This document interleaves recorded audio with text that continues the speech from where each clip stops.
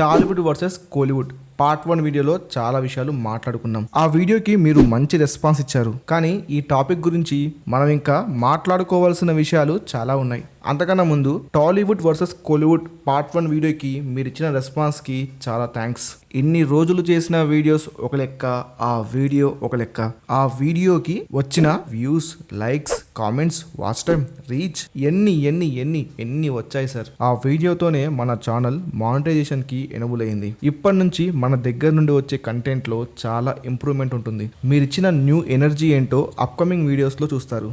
ఇక దబిడి దిబిడే. ఒకప్పుడు Telugu cinema industry మీద దండయాత్రలు చేసి సక్సెస్ అయిన కోలీవుడ్ ఇప్పుడు ఎందుకు వెనకబడిపోయింది, ఎలా టాలీవుడ్ కోలీవుడ్ ని డిఫీట్ చేసి నెంబర్ 1 అయింది అనేది మనం లాస్ట్ వీడియోలో డిస్కస్ చేసాం. ఈ పార్ట్ 2 వీడియో చేయడానికి మెయిన్ రీజన్ ఈ కాంపిటీషన్ గురించి మనం మాట్లాడుకోవాల్సిన విషయాలు ఇంకా చాలా ఉన్నాయి. అవి ఏంటంటే బాహుబలి 2 రికార్డ్స్ బ్రేక్ చేయడానికి కోలీవుడ్ నుంచి ఇంకొన్ని సినిమాలు వచ్చాయి. అవేంటి, ఇన్ ది ఫ్యూచర్ లో ఏ సినిమాలు కోలీవుడ్ నుంచి బాహుబలి 2 రికార్డ్స్ ని కొట్టే ఛాన్సెస్ ఉన్నాయి, కోలీవుడ్ బాహుబలి 2 రికార్డ్స్ ని బ్రేక్ చేయగలుగుతుందా, పూర్వ వైభవం మళ్ళీ వచ్చే ఛాన్స్ ఉందా, ఈ లోపు మన టాలీవుడ్ నుంచి వేరే ఏమైనా సినిమాలు వచ్చి బాహుబలి 2 రికార్డ్స్ ని కొట్టేసి మళ్ళీ న్యూ రికార్డ్స్ ని క్రియేట్ చేస్తుందా. పార్ట్ 1 లో మనం కేవలం కలెక్షన్స్ గురించి మాత్రమే మాట్లాడాము. ఓన్లీ కలెక్షన్స్ వస్తే నెంబర్ 1 ఇండస్ట్రీ అయిపోతుందా, కంటెంట్ విషయం ఏంటి, అండ్ ఏ ఇండస్ట్రీ మంచి సక్సెస్ రేట్ ని మెయింటైన్ చేస్తుంది, ఇవన్నీ ఈ వీడియోలో మాట్లాడుకుందాం. అంతకన్నా ముందు మన ఛానల్ని ఇంకా సబ్స్క్రైబ్ చేయకపోతే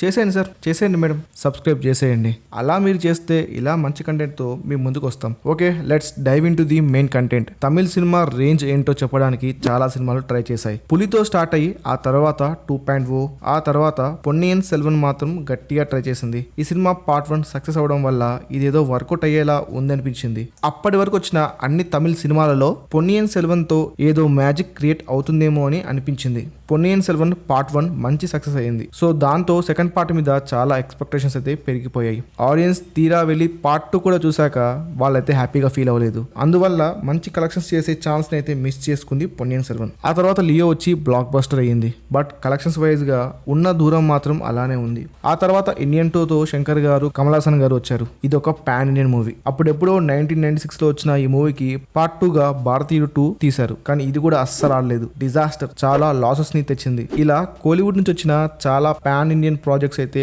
అస్సలు వర్కౌట్ కాలేదు. మరిప్పుడు కోలీవుడ్ నుంచి 1000 కోట్లు కొట్టే సినిమానే లేదా? ఇప్పట్లో ఇంపాసిబుల్ అంటే ఒక అవకాశం ఉంది, పెద్ద అవకాశం ఉంది. కోలీవుడ్ కి సన్, టాలీవుడ్ కి అడాప్టెడ్ సన్ లాంటి ఒక యాక్టర్ ఉన్నాడు. కోలీవుడ్ కి కొత్త ఊపిరి ఇవ్వడానికి వస్తున్నాడు. అతని పేరే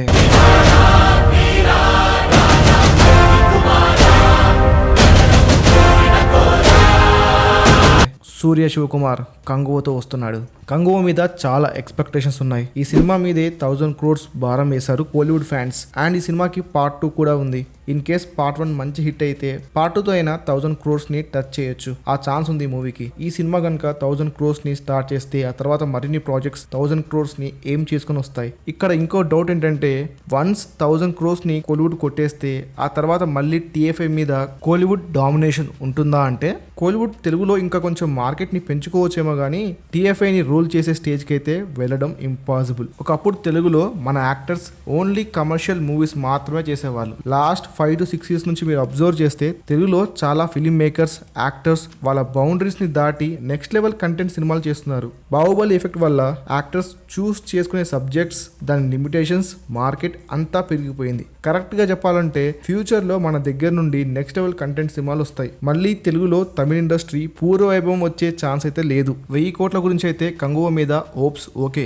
మరి బాహుబలి 2 రికార్డ్స్ లేపేస్తుందా అంటే ఇప్పట్లో ఇంపాసిబుల్. అది కూడా కంగువ ఫస్ట్ పార్ట్ ఎక్స్ట్రాడినరీగా ఉంటే సెకండ్ పార్ట్ కూడా అదే రేంజ్ లో ఉంటే బాహుబలి 2 రికార్డ్స్ కొట్టే ఛాన్స్ ఉంది. It depends on Kanguva content.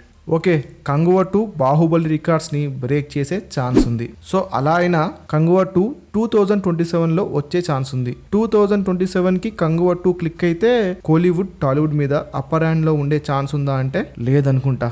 ఎందుకంటే కోలీవుడ్ ఒక 1000 కోట్లు కొట్టేలోపు మన వాళ్ళు ఈ గ్యాప్ లో పుష్ప 2, సలార్ 2, కల్కి 2, దేవరా 2, హనుమాన్ 2 ఇలా సీక్వెల్స్ తో బాహుబలి 2 రికార్డ్స్ ని మనమే లేపేసేలా ఉన్నాం. మన రికార్డ్ ని మనమే కొట్టి న్యూ రికార్డ్ ని సెట్ చేసేలా ఉన్నాం. సో ఫ్యూచర్ లో బాహుబలి 2 రికార్డ్స్ ని కోలీవుడ్ కొట్టేలోపు టాలీవుడ్ మళ్ళీ న్యూ రికార్డ్స్ ని క్రియేట్ చేసే ఛాన్స్ ఉంది. ఇంతవరకు మనకు ఒక ఐడియా ఉంది, కానీ ఇక్కడ Indian film industry box office ఏమవుతుందో తెలియని ఒక విషయం ఉంది. అదే SSMB 29 రాజమౌళి సినిమా.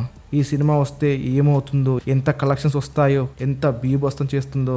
కోలీవుడ్ ని తక్కువ చేయాలని ఉద్దేశం కాదు. ఇక్కడ నేను ఏం చెప్పాలనుకుంటున్నానంటే, ఇప్పటికే తెలుగులో మీరు పాన్ ఇండియన్ ఫిలిమ్స్ ని చూస్తే ఎన్ని వస్తున్నాయో మీకు తెలుసు. మరి తమిళ్లో ఎన్ని పాన్ ఇండియన్ ఫిలిమ్స్ వస్తున్నాయి ఒకసారి కంపేర్ చేసి చూడండి. ఇప్పుడే ఇలా ఉంటే కమింగ్ వచ్చే ప్రాజెక్ట్స్ కానివ్వండి, MB29 రాజమౌళి గారి సినిమా వస్తే మన దగ్గర నుంచి ఎలాంటి ఫిలిమ్స్ వస్తాయో మీ ఇమాజినేషన్ కే వదిలేస్తున్నా.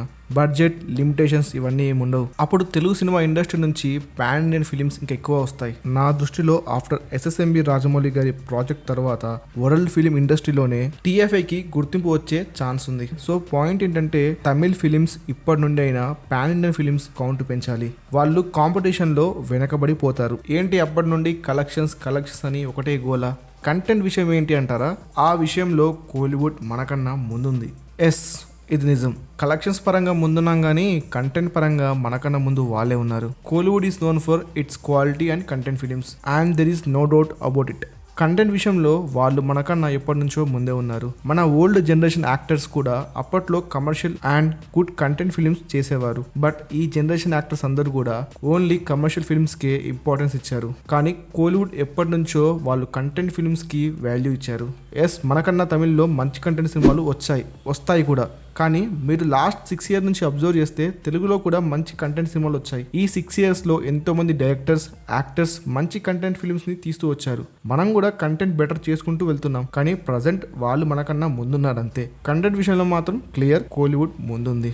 ఇంకో విషయం ఏంటంటే, ఓన్లీ కలెక్షన్స్ తోనే నెంబర్ 1 ఇండస్ట్రీ అవుతుందా అంటే అవును. రెవెన్యూని బట్టే కదా ఇండస్ట్రీ పొజిషన్ ని డిసైడ్ చేసేది. ఇంకొంతమంది సక్సెస్ రేట్ గురించి ఏమంటారు అని అడిగారు. ఏ ఇండస్ట్రీకైనా సక్సెస్ రేట్ అనేది ఇంపార్టెంటే. 2024లో సక్సెస్ రేట్ ఏ ఇండస్ట్రీకి ఎక్కువ ఉందంటే ఈ 2 ఇండస్ట్రీస్ లో అది తమిళ ఇండస్ట్రీకి ఎక్కువ ఉంది. కానీ అది హై పర్సంటేజ్ లో అయితే ఏం లేదు. స్టిల్ ఈ ఇయర్ ఇంకా అవ్వలేదు. కానీ ప్రజెంట్ టాలీవుడ్ తో కంపేర్ చేస్తే కోలీవుడ్ కి ఎక్కువ సక్సెస్ రేట్ ఉంది. సో కోలీవుడ్ నుంచి ఇంకా పాన్ ఇండియన్ ఫిలిమ్స్ పెరిగితే వాళ్ళు టాలీవుడ్తో కాంపిటీషన్లో ఉంటారు. ఎందుకంటే ఫ్యూచర్లో తెలుగు నుంచి చాలా పాన్ ఇండియన్ సినిమాలు వస్తాయి. తమిళ ఇండస్ట్రీకి ఇంకో బ్యాడ్ థింగ్ ఏంటంటే, తలపతి విజయ్ గారు సినిమాలు మానేయడం. తన 69th ఫిలిమే తన లాస్ట్ ఫిలిం అని చెప్పారు. కోలీవుడ్ ఫిలిం ఇండస్ట్రీ రెవెన్యూకి ఆయన చాలా కాంట్రిబ్యూషన్ చేశారు. బట్ ఇప్పుడు ఆయన కూడా సినిమాలు మానేస్తున్నారు. ఇలాంటి కాంపిటీషన్ టైంలో ఆయన సినిమాలకి బాయ్ చెప్పడం కోలీవుడ్ ఇండస్ట్రీకి ఇబ్బంది అయ్యే న్యూసే. మేము తలపతి విజయ్ గారి గురించి, ఆయన ఇండస్ట్రీ రెవెన్యూకి ఎలాంటి కాంట్రిబ్యూషన్ చేశాడో ఒక డీటెయిల్ వీడియో చేశాము.